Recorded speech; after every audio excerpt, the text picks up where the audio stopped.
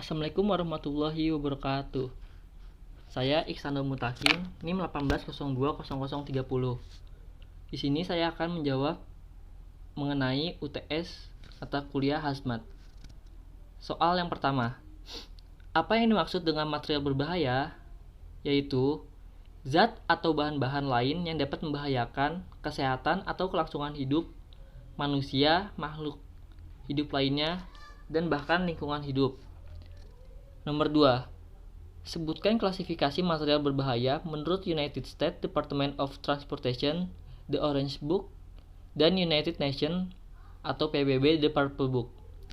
Yang pertama, saya akan menjelaskan menurut United States Department of Transportation atau The Orange Book. Kelas 1. Eksplosif. Eksplosif yaitu bahan yang dapat meledak. Kelas 2. Gas. Kelas 3. Flammable liquid atau cairan yang mudah menyala. Yang kelas keempat, flammable solid, padatan mudah menyala. Kelas 5, oxidizing substance dan organic periodics, yaitu senyawa pengoksidasi dan peroksida organik. Kelas 6, toxic dan infectious substance, yaitu senyawa beracun dan penyebab infeksi. Kelas ke-7, radioactive materials, bahan-bahan radioaktif. Kelas 8, korosif, senyawa yang bersifat korosif. Kelas 9, miscellaneous danger substance and articles, yaitu senyawa dan barang-barang berbahaya lain. Sekarang saya akan menjawab nomor 3. Menurut Anda, bagaimana cara pengendalian tumpahan material berbahaya? Yaitu harus mengenali dan mengidentifikasi terlebih dahulu bahan yang tumpah tersebut, karena setiap bahan yang berbeda memiliki potensi risiko dan bahaya yang berbeda, maka berbeda pula teknik pengamanannya, yaitu cara yang aman dengan dilengkapi APD seperti sarung tangan, pelindung wajah, pelindung mata, masker pernafasan, dan sebagainya. Dan pastikan melakukan pencegahan tumpahan tersebut sebelum melebar kemana-mana, dan dilakukannya pencarian sumber tumpahan dan harus segera dibenahi agar tumpahan tidak menuju ke tempat yang lain. Selain itu, tindakan pencegahan ini juga dilakukan apabila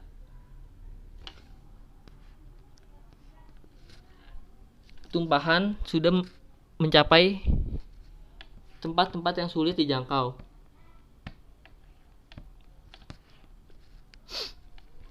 Soal nomor 4. Ambillah satu contoh material berbahaya, kemudian jelaskan setiap poin. Material berbahaya yang saya akan bahas yaitu gas mudah meledak. Identifikasi zat kimia ataupun bahan.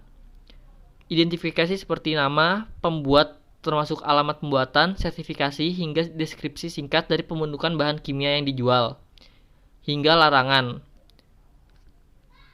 Kemudian identifikasi bahaya. Bahan-bahan yang terkandung wajib terurai dalam bentuk presentasi, sehingga Anda sebagai pembeli memahami takaran pada umumnya, piktogram yang sesuai dengan GHS, warning dan batasan penggunaan juga harus diperhatikan cantumannya. Yang ketiga, komposisi dan informasi dari setiap bahan-bahan.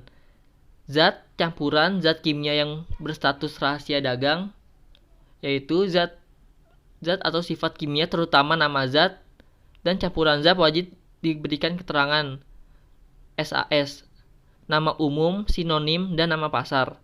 Untuk zat yang mengandung kotoran-kotoran aditif bisa menjadi zat berbahaya juga wajib diberikan keterangan.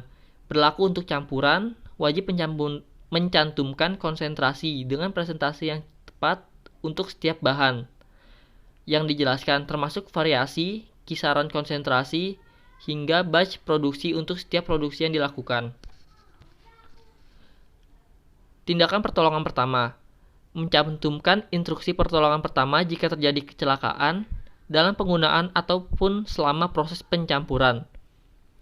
Penjelasan lengkap terkait gejala yang akan dialami, gejala ringan, panjang maupun efek tertunda yang dapat muncul di kemudian hari. Yang terakhir, langkah medis yang wajib diambil dan perawatan yang dilakukan. Penanganan kebakaran.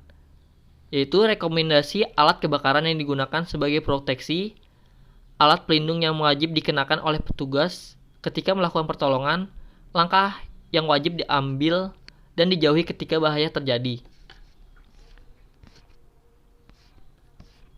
Penanganan dan penyimpanan. Persyaratan spesifik untuk area penyimpanan dan penanganan khusus jika terjadi masalah. Pengendalian pajanan ataupun perlindungan personal, properti, dan kelengkapan material pelindung fisik untuk dikenakan agar terhindar dari bahaya zat dan campuran. Informasi toksikologis. Seperti yang sudah disebutkan, apapun gejala hingga bahaya yang diberikan akibat kelalaian wajib dicantumkan hingga penanganan yang wajib diambil. Informasi ekologis, cantumkan peringatan yang terjadi jika zat atau suatu campuran dilepaskan ke lingkungan terutama dalam jumlah banyak. Cantumkan resiko dan penanganan yang harus dilakukan secara mendetail. Untuk pembuangan limbah, jelaskan kondisi kontainer tempat pembuangan limbah, apa yang terjadi pada lingkungan, prosedur pembuatan, hingga kemungkinan komponen yang terurai. Informasi transportasi, PBB, nomor PBB hingga panduan pengiriman zat kimia dalam jumlah banyak dan besar.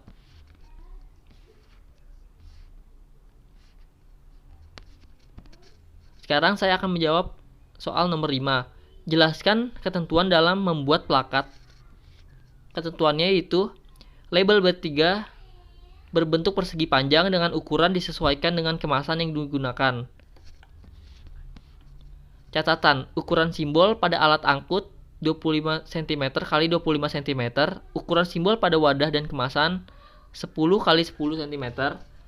Ketiga, pemasangan simbol pada kendaraan pengangkut B3 harus dapat dilihat dengan jelas sampai dengan jarak 20 cm.